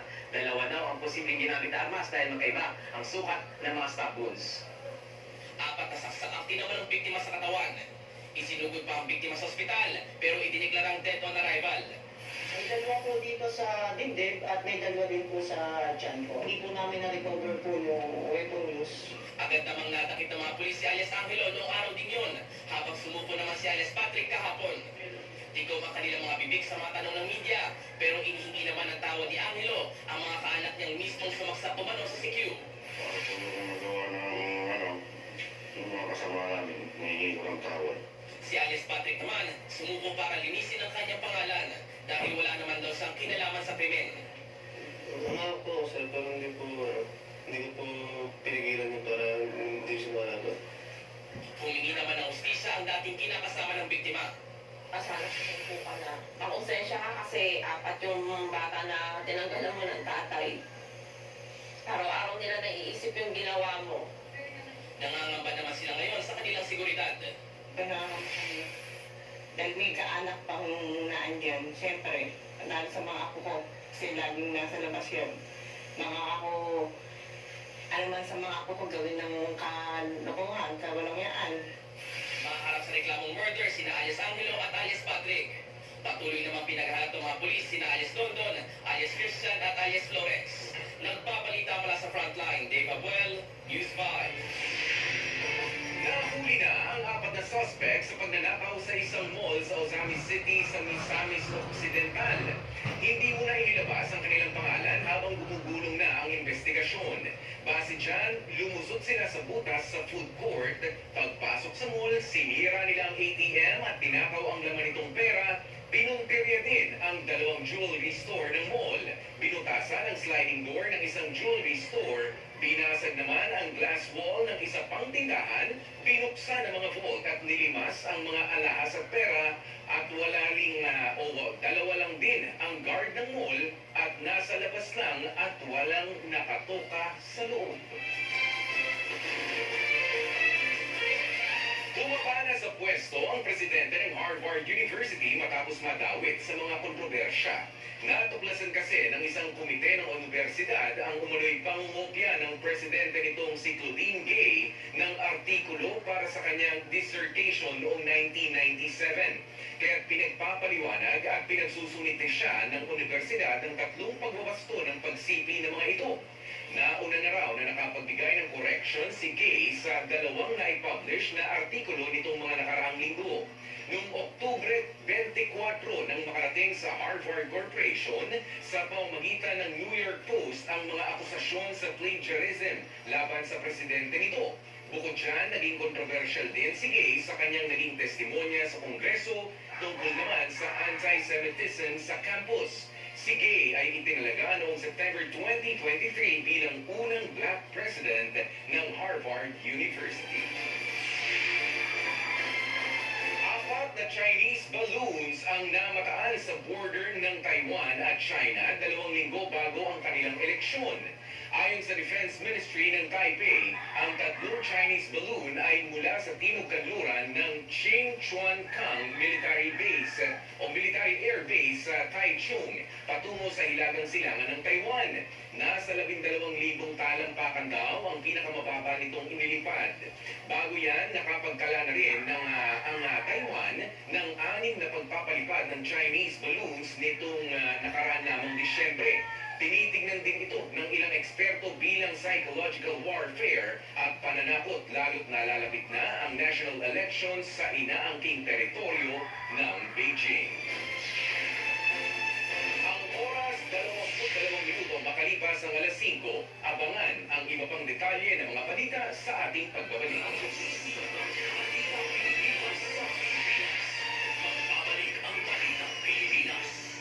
Ipagsigawan ang pinagdadaanan. Why hold back? Kung makakagaan naman ang kalooban. Si Dora, sabi niya, shoutout sa sarili ko na kailangan ko bigyan ng lakas ang sarili ko kasi pagod na ako. Sabihin na yan sa inyong chika-tita. Laila Chikadora. Kaya kayo mga bagets kayo ha, makinig kayo kay Tita El, makinig kayo kay Tita Laila. Yung mga nanay niyo, mahalin niyo yan ha. Shout out! Lunes hanggang Biyernes, alas 8 hanggang alas 9:30 ng gabi. Para sa mga mensaheng kailangang ipagsigawan, mag-shoutout na sa 92.3 True FM. Nagbabalik ang Balita Pilipinas. Ang oras, 23 minuto makalipas ang alas 5. Dako tayo sa iba pang mga balita. Balita sa Salamiga. Sabi sa NDCP, maghintay lang kami. Ha? Pwede ba yun? Pero ano po ang rason? Bakit daw ganoon? At least man lang ano yung explanation nila. At Kung bakit according yung to na-experience NDCP, ko. Opo. the problem is with the power plants. According to the power plants, the problem is with the unstable transmission lines of NGCP. So ultimately, I think it has to be Congress, together with the ERC and DOE, that has to resolve the issue. Yan po si Iloilo City Mayor Jerry Peña sa kanyang naging pahayag sa programang One Balita Pilipinas ng 1PH. Nagkansela roon ng klase sa lahat ng antas kanina dahil sa blackout na nagsimula pasado 1:00 ng hapon kahapon sa buong Panay Island. Sabi naman ng NGCP, nakasalalay daw ang kuryente dyan sa kung kailan magbabalik ang operasyon ng mga planta. Giit nila wala sa kanilang issue kundi sa emergency shutdown ang isang planta sa Panay Island na sinundan pa ng pagpalya ng 2 pang planta. Niyatig naman ng magnitude 5.3 na lindol ang Hinatuan, Surigao del Sur bandang alas 9 kaninang umaga. Naramdaman yan ng hanggang intensity 5 sa Bislig, habang intensity 2 sa Nabunturan, Davao de Oro. Magnitude 5.1 naman ang yumanig sa Ilocos Sur kaninang mag-aalas 4 ng madaling araw. Naramdaman yan sa lakas na intensity 2 sa Vigan City. Wala namang inaasahang damages sa nasabing mga lindol pero posible raw ang aftershocks. Balita Metro. Pinuputakte ng mga tanong ang mga opisyal ng Enbog Barangays matapos matigil ang bisa ng yellow at blue cards mula sa Makati. Hanggang ngayon kasi ay wala pa rin sagot sa issue ang Taguig City Government. Para sa detalye, narito si Brian Basa. Nakaratay at hindi makapagsalita ang 68 anyos na si Aling Celsa ng taga West Remo. Na-stroke siya noong nakaraang buwan at kailangan pang magpa-dialysis. Pero nanlumo ang apo niyang si Alexis sa posibleng laki ng kanilang gagastusin sa ospital ng Makati. Invalid na kasi ang Makati Yellow Card ni Aling Celsa dahil sakop na sila ng Taguig City. Ang hinayang din po kasi skill na lang din yung ni mama eh. Kumbaga kapag wala na magmamahan gagastusin na pupunta sa ospital. Ngayon, puro gastos na ako dito kasi kapag kailangan na ulit siya makadialysis. Kung dati hindi lalampas sa 500 piso ang babayaran kapag magpapakonsulta sa doktor o magpapa-ospital, ngayon pakaabuti na si Aling Celsa ng 10,000 piso sa OPD pa lang. Ang barangay hall tinatagdag ngayon ang tanong ng mga residente. Ang usual na tanong na nakukuha namin is kung ano na ang magiging status nila, saan na sila ngayon didirekta. We're still waiting sa coordination po ng City of Taguig kung ano po ang magiging designation ng mga bagong health centers since hindi nga po magagamit yung mga health centers na pagmamayari ng lungsod ng Makati. Ito ang health center ng Barangay West Rempo. Sa pagbubukas ng bagong taon, sarado ang health center na ito.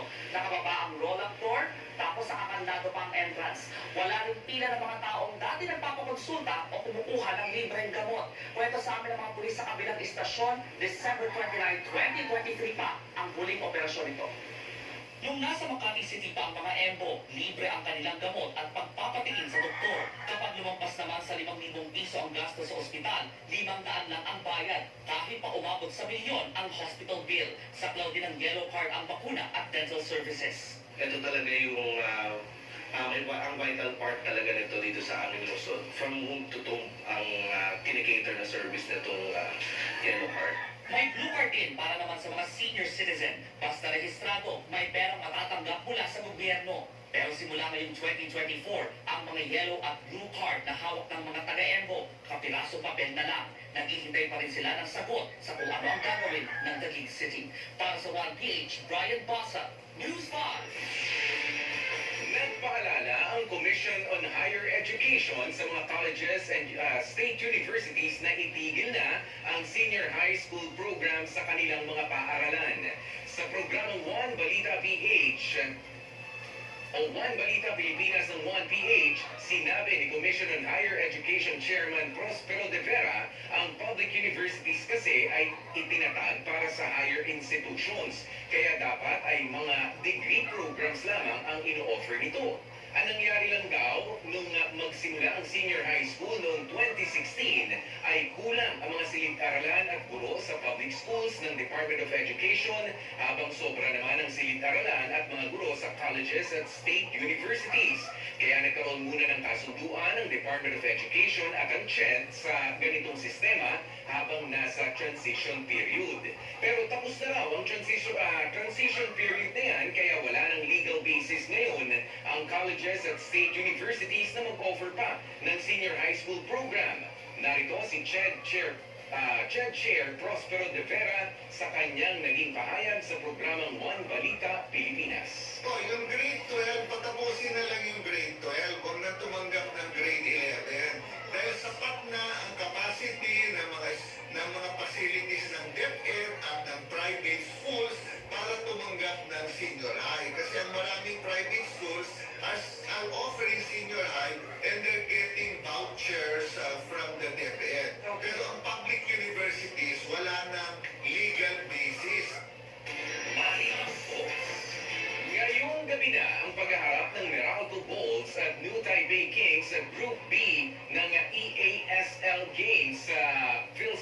Arena. Susubukan ng Meralco na ipaglaban ang kanilang slot sa Final Four. Pero hindi yan magiging madali lalo't natalo na sila ng New Taipei 92-97 sa una nilang pagharap noong Nobyembre. Sa tennis naman, sumabak na si Rafael Nadal sa kanyang unang singles match sa Brisbane International. First time uli niyang maglaro matapos ang second round loss sa Australian Open noong nakaraang taon, kung saan kinailangan niya ng 2 rounds ng hip surgery pagkatapos nito. Usap-usapan naman ang pagkuha ng NBC sa rapper na si Snoop Dogg bilang reporter nila sa 2024 Paris Summer Olympics. Nakatoka siya sa landmarks, pagbisita sa mga atleta at kanilang mga kaibigan at kapamilya, pati na sa pag-attend ng ilang Olympic competitions and events. Sa kabila ng heartbreak noong 2023, focus lang ang actress host na si Kim Chiu sa kanyang sunod-sunod na mga proyekto. Pero chika ni veteran columnist Christy Fermin kapag nagsalita raw si Kim, for sure na no more career na si Sian Lim. Yan at iba pa sa report ni MJ Marfori.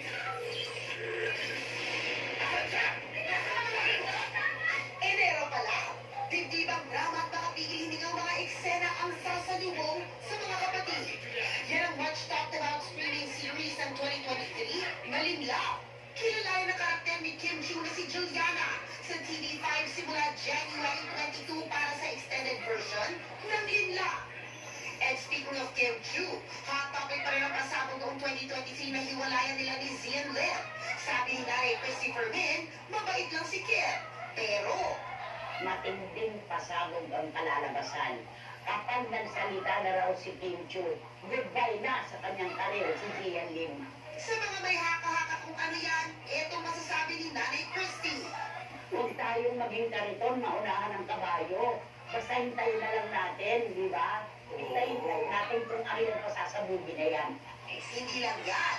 At palabas si Kim Chiu na rin lang ang aabangan. Ang mga susunod na kasing tagpo sa streaming hit na Fractured, napapanood na rin sa TV5. Lunes hanggang Biyernes 10:15 p.m. pagkatapos ang Senior High. Aabangan din ang Lungkot Ka sa Lupa soon, starring Kiko Estrada at Sara Labati sa TV5. Pagdating naman sa pelikula, ang sister company ng TV5 na M-Quest Ventures sa producer ng Gumbursa will go to Hollywood. Mula January 29 hanggang February 2, makakasama ang cast ng most awarded MMFF film sa Manila International Film Festival doon. Mula 39 cinemas. Ngayon, mahigit 150 cinemas na ang nagpapalabas sa Gumbursa. Ang isa pang M-Quest Ventures produced MMFF entry na Pinduko. Showing na rin ngayon sa Abu Dhabi, Dubai at Saudi Arabia. Love Labador! Iyan na raw ang bagong hashtag ng vlogger na si Rendon Labador para sa 2024. Sa programang Bangon Bayan with Mon dito sa 92.3 True FM, sinabi ni Rendon na bagong goal niya ngayong taon na maging kaagapay ng mga taong gobyerno na karapat-dapat umanong tularan. Bukod dyan, kakaririn din daw niya ang pagiging boses ng bayan at takbuhan ng mga naaapi. Nakatakda daw siyang maglunsad ng Facebook show kung saan pwede raw dumulog ang mga nangangailangan ng tulong. Sa tanong kung ito na ba ang masasabi ni Rendon na kanyang New Year's resolution, ito ang kanya naging sagot sa programang Bangon Bayan with Mon. Hindi ako naniniwala sa New Year's resolution. Bakit? Kasi ano na ako, perfect na yung utak ko. Ikaw lahat ang magbago para magkasundo tayo. Kinubra na kahapon ang maswerteng solo winner ng Ultra Lotto 658 ang mahigit kalahating bilyong piso niyang premyo. Tagaligaw Albay ang babaeng winner. Matagal na raw kasi niya sukin ang larong scratch hit pero pangalawang beses pa lang niyang tumaya sa loto.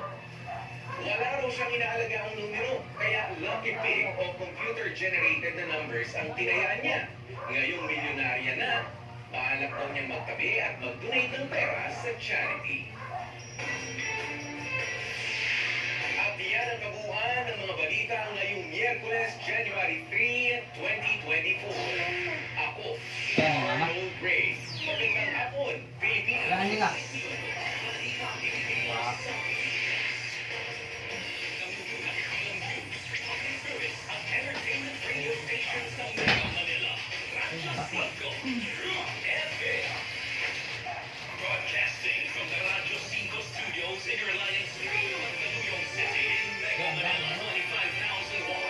Bako. Bako. Mas pinalawak, mas pinalinaw na ito. Kagaya sa FM. Ito ang 92.3. Radyo 5. True FM. True FM. Tayo sa totoo. Ganun pa rin kaya? Mukhang ganun pa rin naman dun sa ilang bahagi ng Metro Manila. Base po dito sa latest update ng MMDA 15 minutes ago. Ha? Mga 5:15 nila ito ipinost around that time. Dyan po sa may EDSA southbound, moderate ang takbo ng trapiko. Sa northbound, moderate to slow moving. Ang C5 po, southbound and northbound, pareho po yung moderate dahil po sa volume ng mga sasakyan.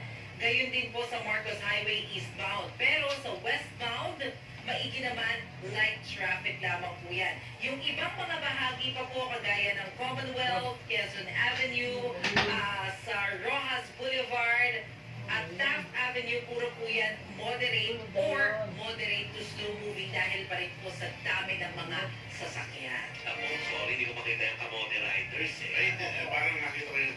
Okay, si Tito Habang Manny. hinahanap dito Manny ang kamote riders ay sabihin natin na mamaya po, ay papatingin namin lahat na nagkokomento since kanina pa. So standby lang kayo dyan. At muli namin pinakaalala sa mga naninibago po. Ang sa totoo lang po ay mula alas 5 na po ng hapon hanggang 6:24 or 25 po ng gabi ha. Lunes hanggang Biyernes. So, syempre, iba-iba po yung pasok namin sa iba't ibang platform. Pero sa talagang main platform namin ng television, alas 5 na po kasi simula. Okay. So, ngayong bagong taon daw, kung tayo sumuway sa batas trapiko at para sa internet. Ay! Katulad itong isang rider na nag-road trip sa South Luzon Expressway. Para bigyan ng mukha ng balita, si Mobile Giorno King Seiko po ang pamilya natin. Mga kapatid, saan ang trip yung ride ngayong 2024? Naku, i-push nyo lang po yan, huwag nyo lang gagayahin itong rider na nag-viral sa social media ngayong bagong taon. Rider na lang ako, rider. Yan ang trip ng rider na ito para sa pagpasok ng 2024 mga kapatid. Ang motorsiklo niya na 150cc ang displacement ng makina pinasok niya sa South Luzon Expressway o SLEX. Yari, lalo ko na. 400cc kasi ang minimum displacement ng mga big bike na pinapayagan dyan. Siya na yung nagsabi na huwag siyang tutularan. Pangarap lang daw niya na makapag-expressway. Unang-una, siyempre, yung safety niya, safety ng mga nandun sa kalsada, at at the same time, may video eh. So, possible na may gumaya. Bukod dyan, kapansin-pansin rin ang pagbaba ng rider na ito sa mahigit 140 kilometers per hour na takbo. Doon pa lang, pinakita mo na, mali na nga yung pagpasok mo ng motor, which is 150cc. Tapos, above ka pa sa speed limit, which is 100. So, ano ba ang gusto niyang patunayan? At ang pinakamalala sa na-capture ng rider sa road trip niya ito ay ang pagtakbo niya sa sumubok na sumita sa kanyang otoridad. Ang ganyang klaseng trip, hindi naman po sa pagiging KJ ay malino na paglabag sa Republic Act 2000 kung saan kasama sa ipinagbabawal ang pagpasok ng motorsiklo na mas mababa pa sa 400cc ang engine displacement sa pagpasok sa mga expressway. Paglabag rin yan sa disregarding traffic signs alinsunod sa mga ipinatutupad ng LTO na kung saan may multa rin na 1,000 piso mga kapatid. Bukod pa sa maaaring kaharapin ng mga reklamo na overspeeding at pagtakbo sa mga otoridad. Kaya naman, para po sa mga naghahanap ng thrill at road trip dyan, hindi naman po bawal magpakasaya. Basta parati po natin irespeto ang mga batas sa kalsada. Mobile Journal, King Senko po, kapit ang mukha ng balita. Ako na kayong pasaway, please lang, kasi hindi lang naman kayo yung endangered at kami rin ng mga nasa paligid, mga nasa daan. Madamay pa kami. Hindi na kami tama. Okay, at merong nag-trending message, si Michael Villar. Nasa C5 ito. Ay! Binabagtas niya at light daw ang traffic doon. Ay, very nice. Saka sila papunta. Baka may lakad ang pamilya. Magbabakasyon sila ni Mitch. Baka. C5 to Kalayaan to C5 South Link. Light traffic from 5:37 p.m. Ingat sa Kaya biyahe. ingat kayo mga kapatid. At eto na po tayo. Huwag na tayo sa mga nag-i-Egypt. Okay? O mamaya na Egypt. Unahin na po muna natin. Nandiyan na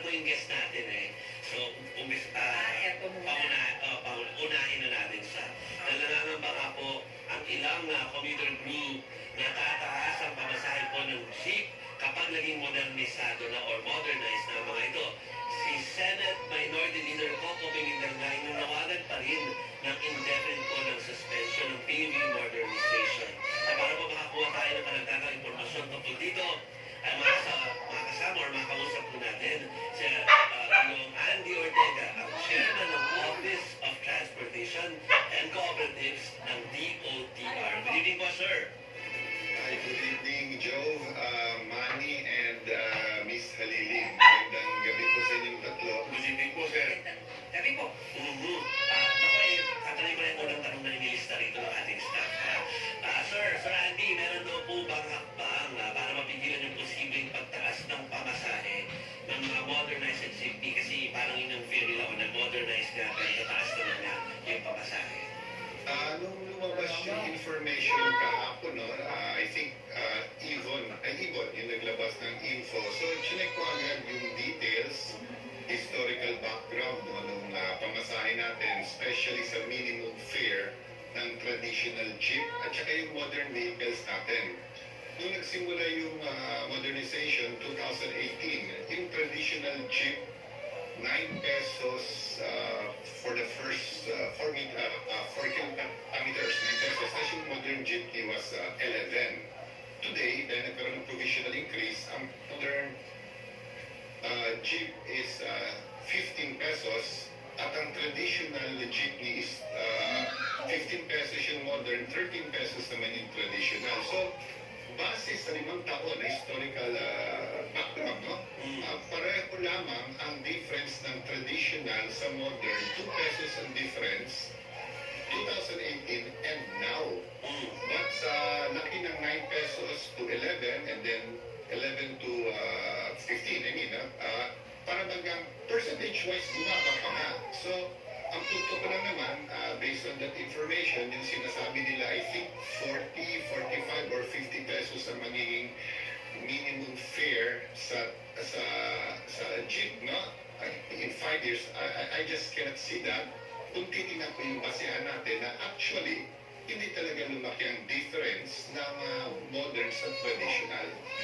Pero, sir, lilinawin ko lamang po yung mga numero na lumalabas pagdating po dun sa mga bilang ng jeepney na nakasama na po sa consolidation. Kasi iba-iba po yung narinig namin para po maging official, maklaro lang. Halimbawa po dito sa Metro Manila, ilan po ba yung kabuang bilang ng mga jeepney operators or jeepney units na naririto? Ilang porsyento po doon yung nakahabol pa hanggang sa December 31 deadline? At ilan po yung mawawala dahil hindi nakasama? So, good question. Ito sa'yo, ongoing ngayon ang meeting mismo ng mga board members, LTFRB board, kausap ko lang kanina si Chair Guades. So, hindi pa tapos ang meeting nila and dito nila ilalabas lahat ng informasyon regarding the numbers ng national, numbers sa NCR, sino yung mga ruta na 60% or more, sino ang mga ruta or 60% or less. So, with due respect no, sa LTFRB, being the office that will make such information and or studies, I think hintayin muna natin yung final number from LTFRB, which we do hope na mukhang lalabas ata tomorrow yung information. Ang importante po is yung nakaraan before the deadline, we were reaching around 70% po nationwide. Tapos yung sa Metro Manila, it was around 34% for NCR. Doon po muna tayo mabase sa numero because those were released officially.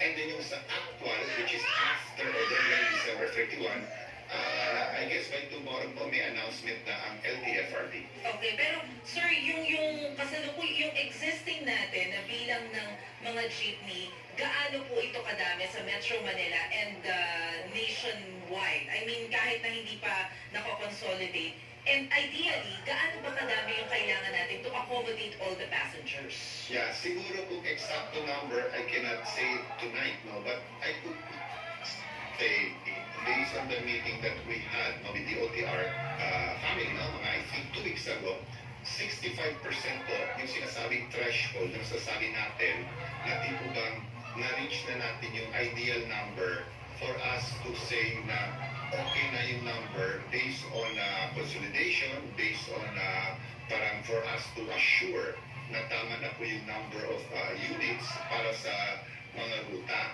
And we reached that nga ng mga 70%. So yun po yung tina-target natin, and we already reached that target way before December 31 po. Actually, yung ating mga tsuper at operator ay nag-aantay nung desisyon ng Korte Suprema dahil humingi sila ng TRO. Dapat po ba hintayin itong desisyon ng Korte Suprema bago umusad itong modernization ng jeep? Siyempre po kami, respeto natin yan sa grupo like Piston na nag-file po ng case sa Supreme Court. Siyempre po, unfortunately, parang nagkasabay-sabay, no? The deadline was December 31. They filed, I think, yung sa Supreme Court a few days before December 31, and they were hoping, expecting po na mag-TRO, which hindi po lumabas. So, nangyari tuloy, umabot na nga po sa deadline yung kanilang final na case. And on the part of the government po, nag-decide na yung ating Pangulo noong December 12 that the deadline was for the pre-deadline na hindi na po magbabago. In fact po yung deadline, para lang ma-relay ko sa inyo, we've been meeting with the transport sectors for the past more than 6 months. Since middle of this year, tuloy-tuloy po yung meeting namin, even at the level of Secretary Bautista with the transportation sectors, and we talk a lot about a lot of things po kasi may mga concerns sila, kailangan namin pakinggan at ayusin. But the deadline, klaro po, very clear po sa kanila 6 months ago or more na talagang firm na po yun. So for it to be changed, for it to be appealed na magbago at parang at the late day na po, mabigat na po talaga yung implication para sa kanila. So yun nga, December 31 deadline. So our operators po, no, just to be clear, operators po kasi magde-decide ng consolidation, hindi naman po yung mga drivers. So they really have to make a decision, and yung numbers, we respect yung mga hindi nag-consolidate kasi po yung mga operators, they might have other options in their business. Siguro ang iba po, negosyante po siguro iba dyan, ayaw nila magpasada, magkaroon ng sasakyan. That's why they opted not to consolidate anymore po. So yun po yung naging decision nila. And on our part naman, tuloy-tuloy na po yung programa. Pero sir, yun po bang DOTR at LTFRB ay sumukot na sa Korte Suprema? Kasi hinihingi tayo ng 10 days na comment. Yeah, 10 days po, hindi pa naman po tapos yung 10 days. In fact, we will be finalizing as a DOTR family po para yung sagot natin dun sa Supreme Court. We still have a few days po at sasagot po definitely DOTR regarding the petition filed by Piston. Sir Andy, may we will continue to follow up on kung ano yung mangyayari sa sektor na yun, yung mga operators and drivers, talaga wala pang katapos hanggat hindi pa naman re-resolve sa Korte Suprema. Pero punta muna ako dun sa mga commuters. Just in case ka po, dahil hindi man just in case medyo stern na yung deadline na binigay, no? At pwedeng may maganap na kay Feb 1 enforcement na stricto. Tama po ba ang basa ko doon? Ay yung fear lang na meron pang masasakyan ng mga tao, paano yung mobility ng mga tao kay those devices at tayo pala. Yes, sir. Yeah, tama. We discussed that. Talagang concerned po yung raise sa amin about yung mga mananakay kung may sasakyan sila after December 31. So, way before the deadline, we communicated again, dun sa mga kaibigan natin who are partners of the government, of DOTR sa LGU po. Sumulat tayo sa DILG at saka yung mga LGUs, especially in NCR, and then yung MMDA po, and then yung PNP, We communicated with them about this transition, and then kasi nasanay na rin po yung aming relasyon together with that big group, dahil nakailang tigil pasada na po yung Piston. So parang nasanay na po kami sa coordination on how to address. May mga link sakay, may mga rescue vehicle po yung mga LGUs, and also on the part of LTFRB, with the help of OTC, nag-communicate pa rin po kami sa mga different transportation cooperatives or yung mga korporasyon po na sinasabi namin that there will now be a time na pabunda na po wherein kasi yung mga ruta po na hindi na consolidate or hindi kinonsolidate ng ating mga operators, these slots will be given eventually sa mga qualified na cooperative or corporation para sila naman ang magbiyahe po dun sa mga areas na wala or hindi na-consolidate or less than 60%. So yun po yung mangyayari doon para ma-assure po yung ating public na talagang tuloy-tuloy or minimal po yung magiging parang problem, when this thing is, well, it's going on po. Sir Pahabol, sa February 1, sir, kapag po natapos na of course yung due process pero meron pa rin mga GP operators for example na hindi nakapag-consolidate pero bumiyahe, manghuhuli na ba kayo nun? Alam mo, panguhuli po really is the function po yun ng LTO. In fact, function rin yan po ng ating mga LGUs. So, ang importante po talaga dito is ito po yun.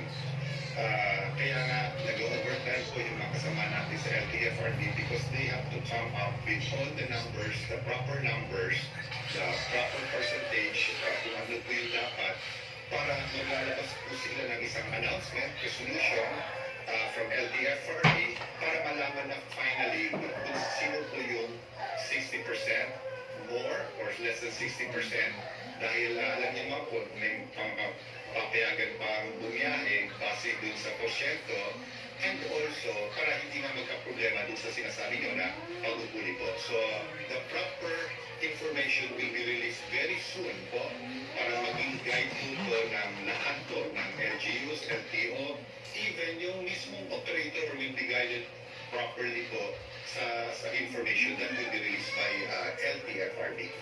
Okay. With that, pasalamat po tayo kay Salamat po. Chairman Andy Ortega. Thank you po. Sa ulitin ha, Chairman. Sa ulitin po. Salamat sa inyong tatlo nandito. Tutang po kami lagi sa OTC, OTR for any questions and concerns. Magandang gabi sa inyo. Okay, good evening, sir. Inyo pong ngayon napanood si Chairman Andy Ortega ng DOTR OTC. Okay. Bukas pa natin malaman din yung ibang mga detalye, no? May-meeting pa daw eh. Oo, nako, naman pala na ako bukas. Hello kay RD Barion. RD, hello sir. RD, ayan, wala po sa usaping transportasyon, punta naman tayo sa traslasyon. Oo, kasi malapit-lapit na yan, January 9, magpapatupad ng no-fly zone at signal jamming sa mga lugar na daraanan ng traslasyon sa Martes. Ano ba ang magiging ruta ng prosesyon at inumpisahan na ba ang pag-clear sa mga kalsada? Naku, alamin po natin ang detalye mula po kay News 5 correspondent Mon Gualvez. Mon, basta ka dyan. Sa ngayon, ginawa yung 2 araw na pagbabasbas at pagpaprosesyon nitong mga replika ng Comitim na Nazareno dito sa Quiapo Church.